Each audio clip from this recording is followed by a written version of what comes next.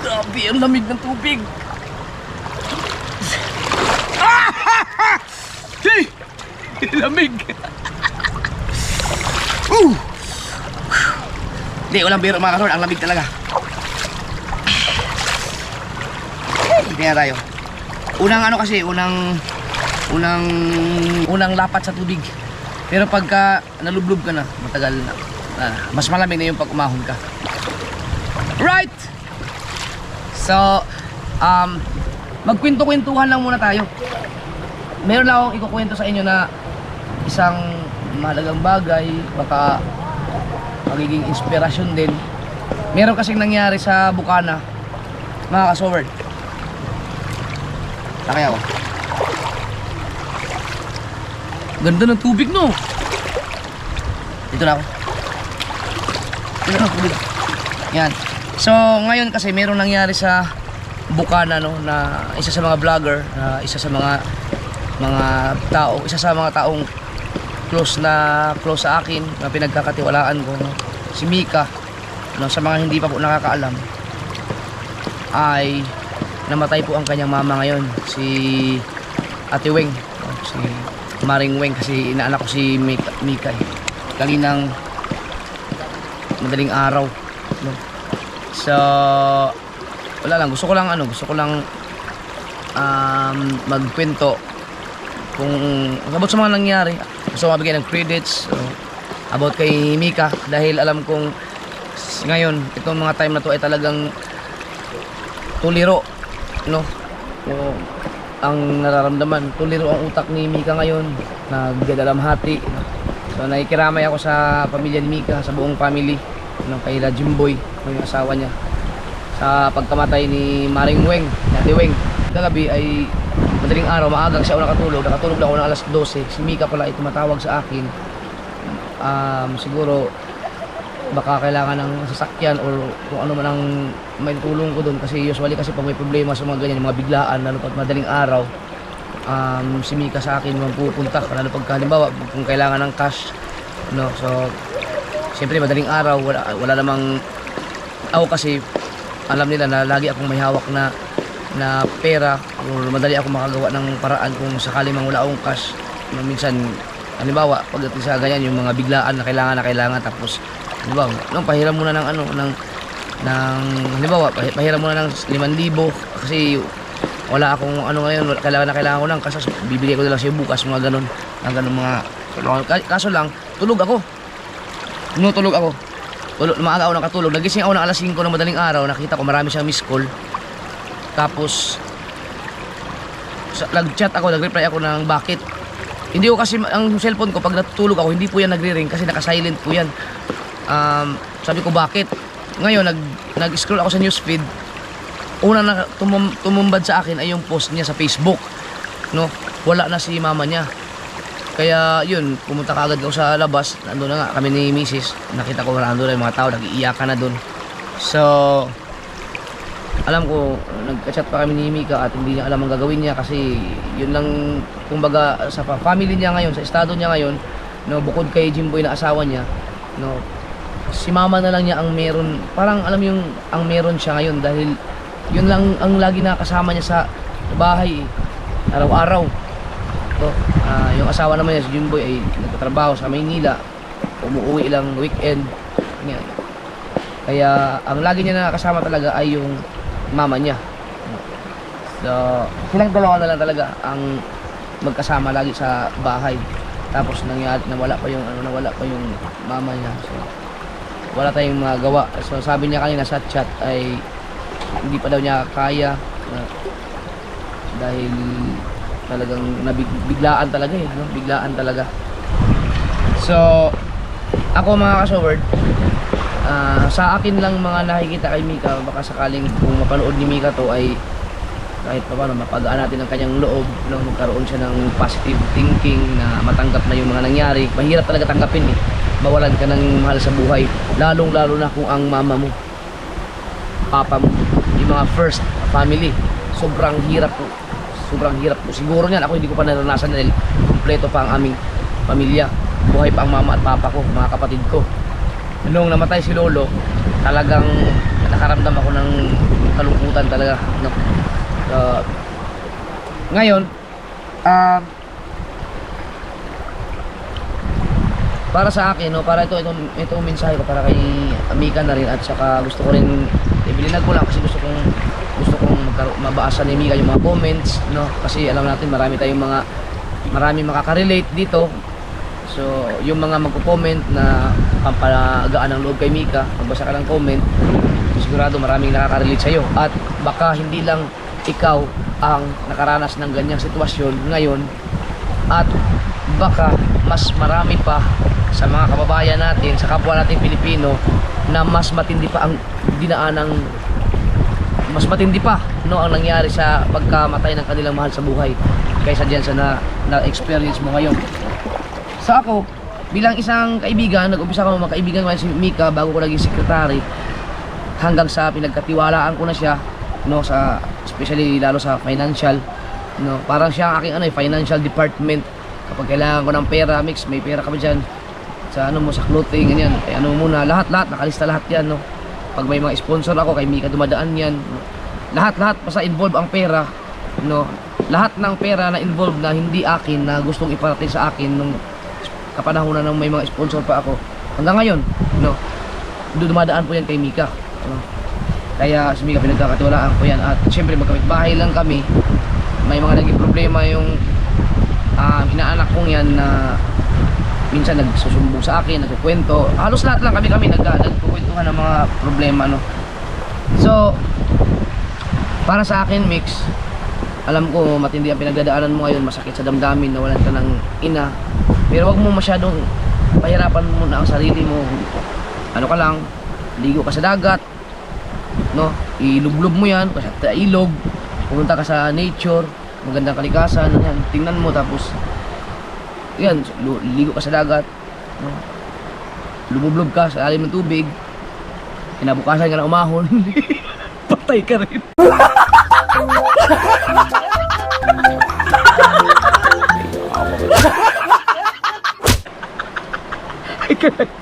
Patay, pinatay.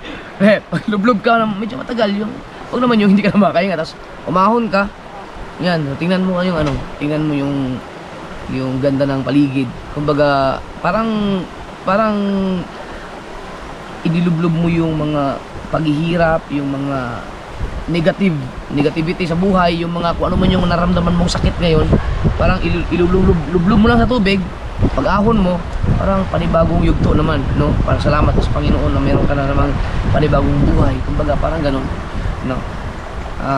Tapos, isipin mo na masakit man yung nararamdaman mo, kailangan mo na siyang tanggapin, ano?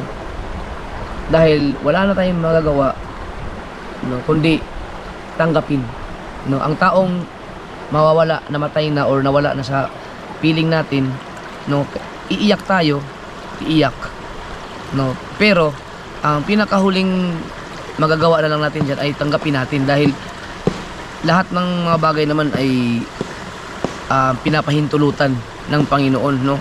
Lahat ay may plano. Kaya katulad mo, ako alam ko, nakikita ko talaga yung sakripisyo mo sa mama mo, no? Si Mika po ay naranasan po niya na lumapit sa akin nung baka may ano ka dyan, kailangan ko lang insulin ni mama. Sabi ko, kumuha ka lang kumuha ka ng pera doon, may ano naman, sa may pondo naman ako sa'yo. Ayan. Lalo na yung kalakasan pa ng clothing ko, yung talagang nag-asikaso ako ng mga clothing, no? So isa sa mga dahilan kung bakit sinali ko si Mika ulit sa challenge ay para magkaroon siya ng pera para sa kanyang mama, kasi alam ko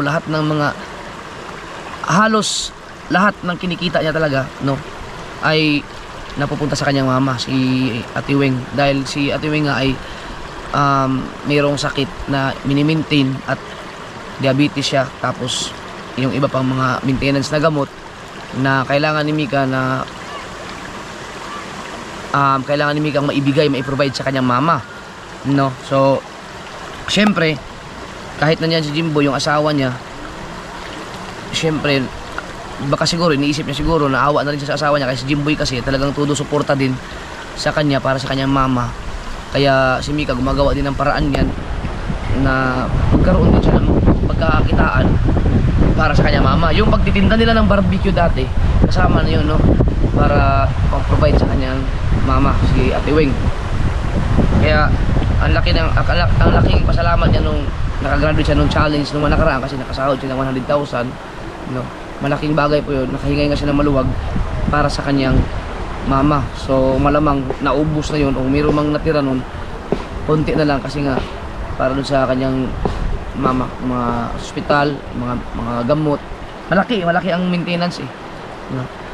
Kaya si Mika ay masipag sa clothing, no? Talagang inaasikaso niya mga pagbebenta ng mga damit ko at binibigyan ko siya ng maganda-gandang komisyon, no, sa clothing ko. So lahat ng mga nakakabili po ng mga damit ko po, no, ay ako na po ang magpapasalamat sa inyo para kay Mika, dahil baka akala nung iba, baka iniisip nyo na sa akin lang napupunta lahat, no. Ang commission, ang kita po namin sa clothing ay halos magkaparehas po kami ni Mika. Lamang lang po ako ng siguro mga 25 pesos yata or 50, you know. So halos nung una kami, halos hati kami, no? So ngayon kasi nagmahal na yung ko doon, nagmahal yung ng konti yung puhunan ko doon, pero hindi ako nagdagdag sa hindi ko pinapatungan, hindi ko dinagdagan yung price ko. So ganun pa rin, no? So para lang makatulong ako kay Mika kasi nakikita ko nga na kailangan niya ng para sa kanyang mama, no? Dahil simulan wala naman siyang trabaho talaga na katulad ng permanent na trabaho, yung sumasahod ka ng regular na trabaho na sahod, kaya minimum wage. So although ang pagbablog naman ay talagang mas malaki naman kaysa sa magtrabaho siya, ano, yung pagtitinda ng tapos nandiyan naman si Jimboy umalalay sa kanya.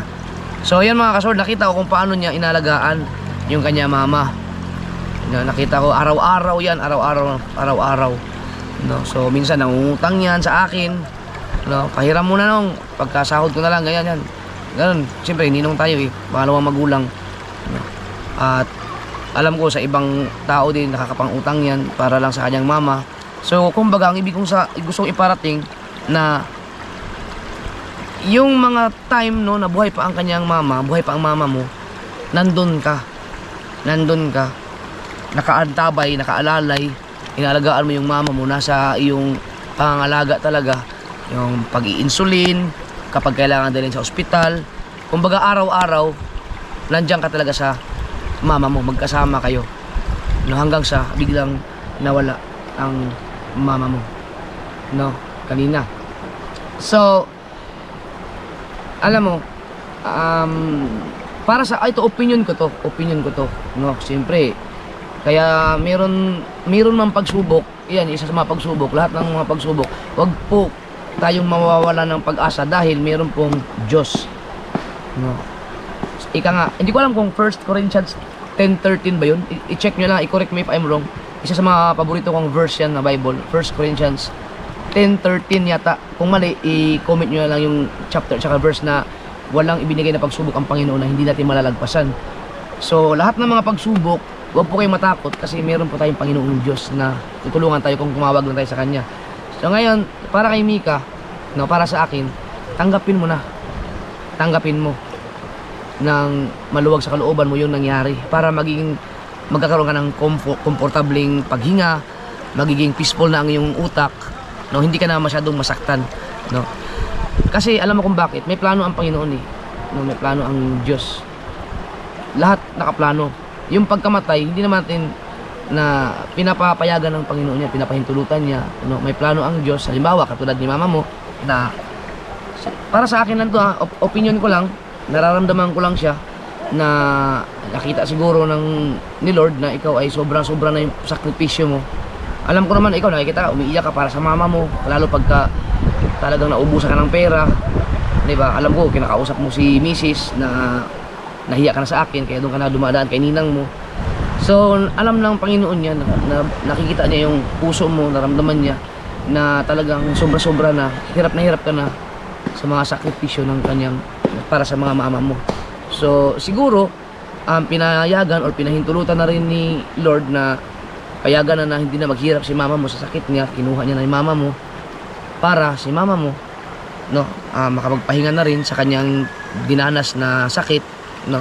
At the same time, ikaw din makapagpahinga ka na rin, no, habang hindi habang buhay na ikaw ay nabubuhay ay nabubuhay ka sa pait, sa hirap, sa sakripisyo para sa mama mo.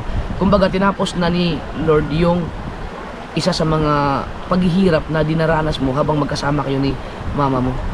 Yun yung mga pagsubok yun eh. Kumbaga, sige, Weng, pagpahingahin na kita, pahinga ka na.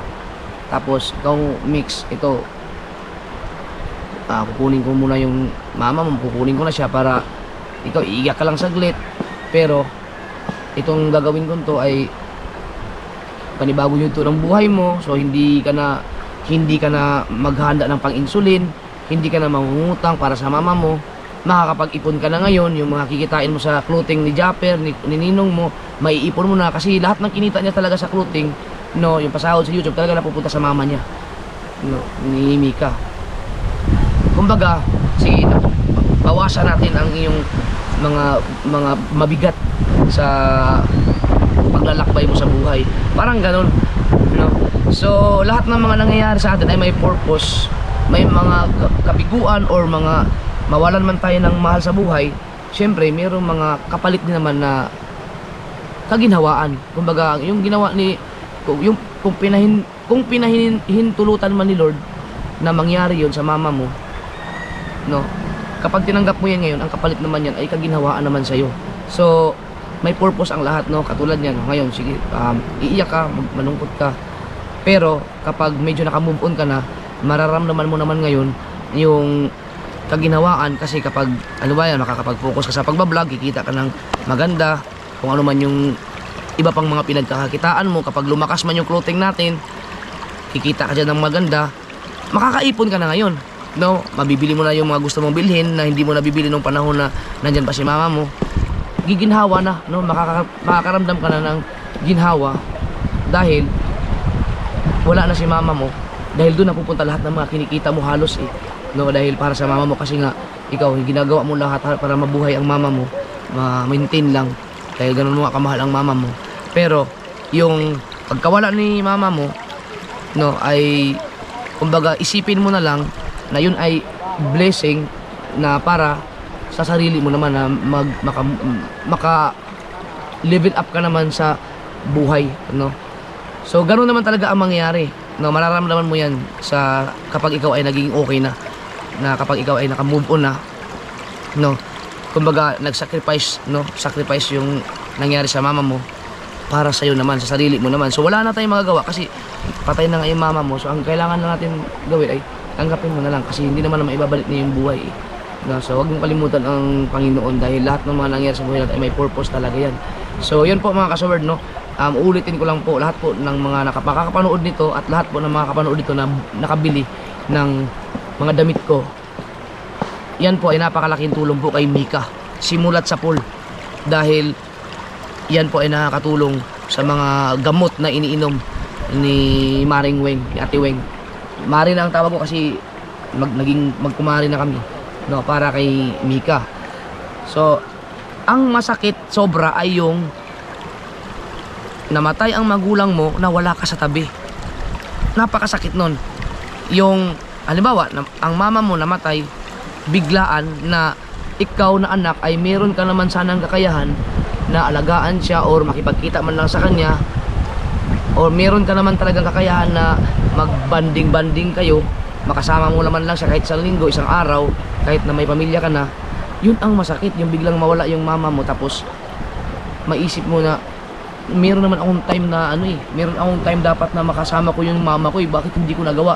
Wala na, huli na ang pagsisisi nun. Yun ang mas masakit, yung ganun. Sobrang sakit nun, ang hirap tanggapin nun. Pero yung sayo, mix, yun,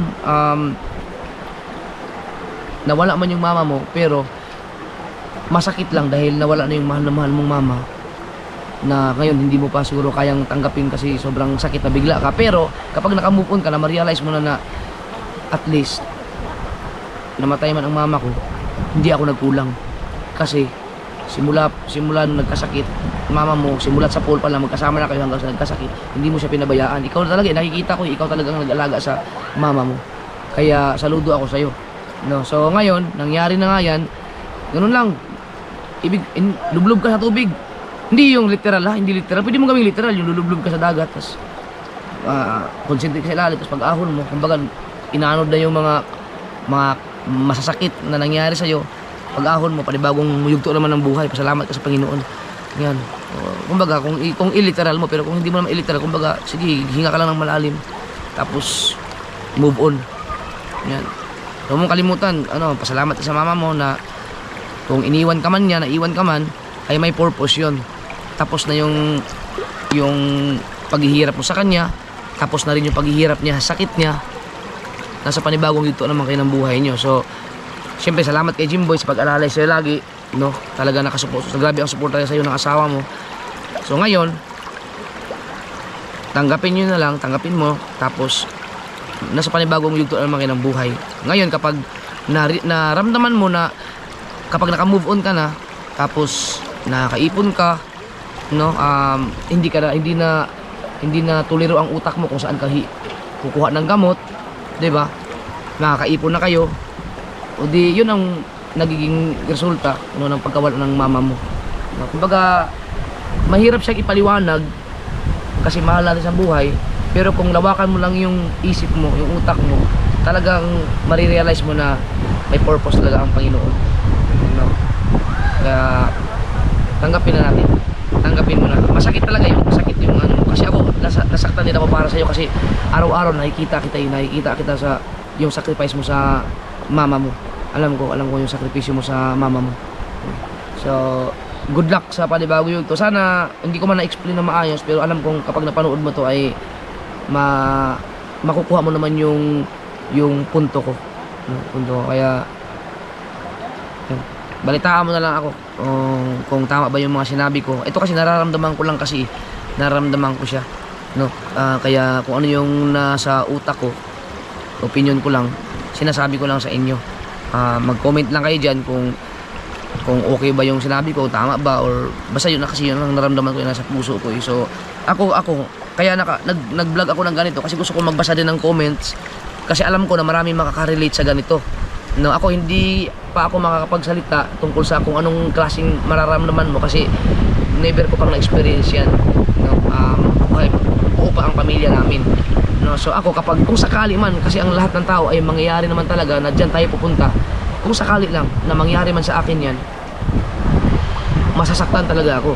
Baka ganun din ang reaction ko sa iyo, pero dahil may ganito nga akong pag-iisip, madali lang siguro akong maka-move on. No. Kaya ngayon na-realize ko na dahil sa nangyari dyan sa mama ni Mika, na alala ko yung aking mga magulang, no, na iniisip ko na kailangan talaga habang buhay pa sila maglaan talaga ako ng time na magkakasama kami, makapiling kami, kasi hindi natin masabi ang buhay, baka biglang ganon. Tapos katulad ko, meron naman akong kakayahan na puntahan yung mama ko, makasama siya, although ginagawa ko naman, no, pero hindi nga lang madalas ngayon dahil sobrang busy sa pagbablog, pero nagkikita kami. Baka magsisi ako ng ganun, yun ang masakit. Baka masabi ko sarili ko na walang ya. Nung buhay pa ang mama ko, pwede naman akong kumuha ng ticket sa aeroplano para pumunta doon, para yakapin lang yung mama ko. Makasama ngayon, hindi ko na magagawa kasi wala na, di ba, sa papa ko. Yan. So, ngayon bigla akong naisip na sana naman, wag naman mangyari sa akin yung ganun na biglaan sana, no, na hindi mo man lang makapiling ang mga magulang mo, kasi yun talaga ang masakit. Kaya yung sa'yo, Mix, at least wala kang pagkukulang sa mama mo. Lahat ginawa mo habang siya ay nabubuhay hanggang sa wala na siya, nandun ka pa rin, diba? So saludo ako sa'yo.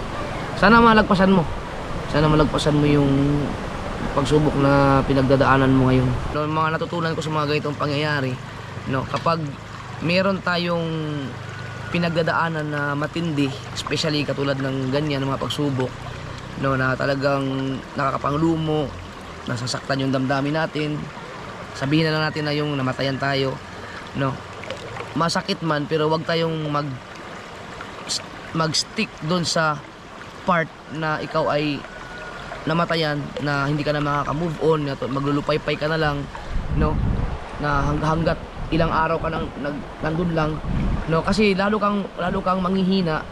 No, kailangan talaga dyan sa mga time na yan ay be strong ka talaga. Mas lalawakan mo yung utak mo. para maisip mo, i-realize mo rin yung kabilang side naman, no? Dapat ma-analyze mo na bakit nangyari ito. Di ba sabi ko nung una, mayroon namang may Panginoon, may Diyos tayo. Bakit nangyayari ang ganitong pagsubok? Baka naman mayroon tong purpose, baka naman sa kabila nito kapag nalagpasan ko to ay mayroong kapalit naman na napakagandang mangyayari. So dapat lagi kang mag-isip ng side by side naman kung ito ang nangyayari sa kabila, baka naman mayroon namang magandang nangyayari sa kabila, para at least hindi ka malugmok dun sa pagiging pagkalungkot, no? Kumbaga makakapag-isip ka pa rin ng positivity, be an optimist ba? Makakapag-isip ka ng positive na bagay para hindi ka masyadong ma-stress, ano? Kasi kapag nakaisip kahit nasa kabila ng ganitong lungkot, ganitong nangyari sa'yo na kabiguan or may namatay ganyan, na alam kong masakit sa damdamin talaga yan, kapag nilawakan naman yung utak mo, no, mag-iisip ka ng mga positive naman, ay makakabawas ng stress, no? Kasi kahit na ganito ang nangyari sa iyo, alam mo naman in the future naman kapag nakalagpasan mo yan, ay magiging maayos ka naman, magiging mas mapaganda pa siguro ang buhay mo. Ayan, so yan mix, sana pag nalagpasan mo yan ay magiging okay ka na, at baka magiging mas maayos pa ang takbo ng buhay mo, no, kapag nalagpasan mo yung pagsubok na yan. So wag ka lang sumuko, tanggapin mo lahat ng mga nangyayari sa buhay natin ay pinapayagan, pinapahintulutan ng Diyos yan. Basta wag ka lang makalimot tumawag sa Kanya. Ayan, pagbibigyan ka. No, wag mong sisihin ang Panginoon sa nangyaring yan, dahil tayo ay binigyan ng freedom ni Lord na mamili ng anong gagawin natin sa mundo. No, lahat ng bagay ay pinapahintulutan ni Lord. Ikaw na ang mamili kung sama-sama ba o mabuti ang gusto mo. Good luck sa panibagong journey sa buhay na hindi mo kasama ang mama mo. Good luck. Good luck sa journey mo. Ingat ka palagi. Condolence.